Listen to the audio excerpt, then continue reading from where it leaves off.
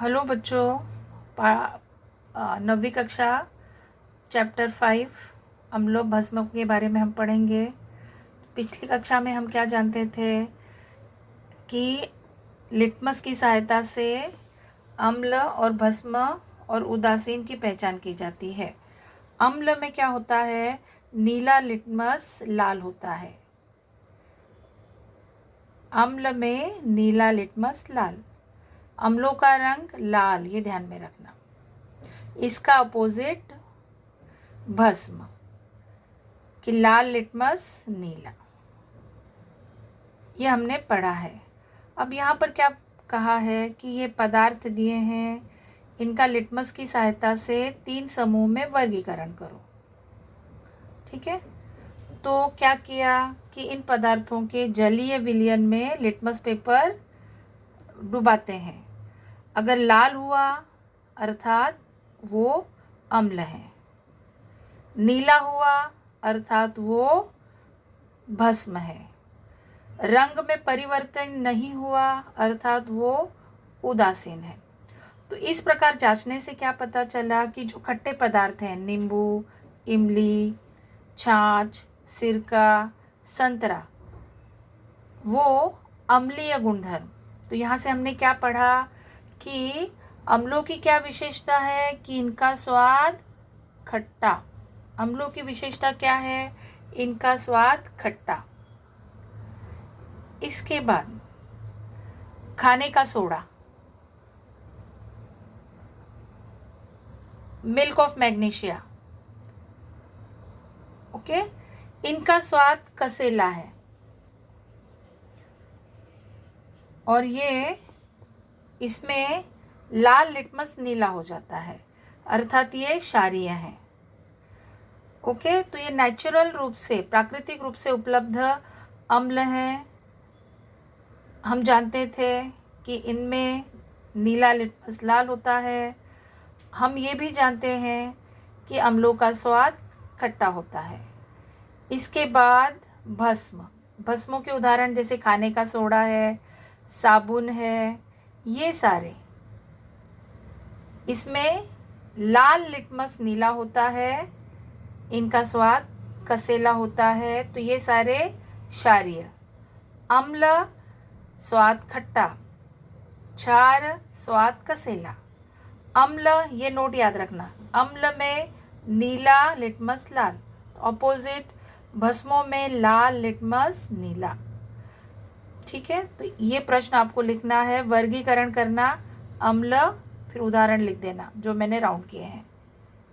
ठीक है, उसके बाद क्षार जो मैंने टिक मार्क किया है, ये जिनका स्वाद कसेला है, जिनमें लिटमस नीला हो जाता है, और जिनमें कुछ नहीं किया है वो है उदासीन। तो ये आप 3 टेबल इसमें बना लेना है। तो ये है प्राकृतिक रूप से उपलब्ध अम्ल और भस्म। इसके बाद ये तालिका आपको पूरी करनी है। तालिका में क्या दिया है आपको? अणुसूत्र दिया है। अणुसूत्र, इस अणुसूत्र को देखकर यौगिक का नाम लिखना है। तो पहला अणुसूत्र है HCl। बच्चों, जो पहले आता है वो धनायन होता है, जो बाद में आता है वो ऋणायन। तो H धनायन, Cl ऋणायन। अगर मुझे इसका नाम लिखना है तो H यानी hydrogen, Cl chloride, hydrogen chloride, जिसे कहते हैं हाइड्रोक्लोरिक अम्ल। हाइड्रोजन क्लोराइड भी सही है, हाइड्रोक्लोरिक अम्ल भी सही है। अगर दूसरे का नाम देखूं तो H+ का नाम है हाइड्रोजन, NO3- का नाम है नाइट्रेट, तो इसका नाम है हाइड्रोजन नाइट्रेट या नाइट्रिक अम्ल। तीसरा hydrogen Br- bromide, hydrogen bromide, इसका नाम है हाइड्रोजन, और SO4 2- का नाम होता है सल्फेट, हाइड्रोजन सल्फेट या सल्फ्यूरिक अम्ल। H3BO3 बोरिक अम्ल।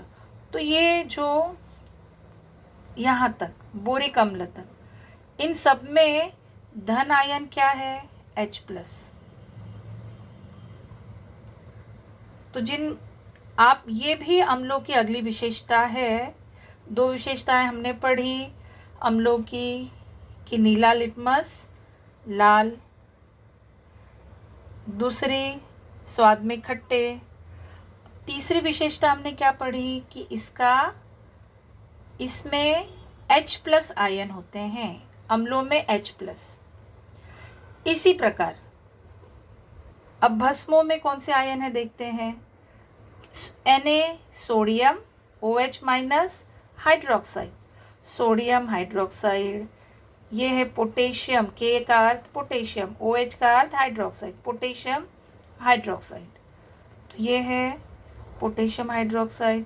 तो ये मैंने यहाँ पर बताया है कि इन सब में OH- आयन है। तो बच्चों जिसमें OH- होता है वो होता है भस्म। और बाकी क्या बचे? जिसमें H भी नहीं, OH भी नहीं, वो होते हैं उदासीन। तो इस प्रकार से ये आपको सारी सारणी पूरी करनी है।